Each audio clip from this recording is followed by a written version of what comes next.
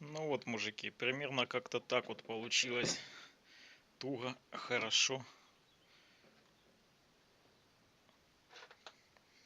Вот она закрывается, чи открывается. Жестко на половинку стала и закрывается.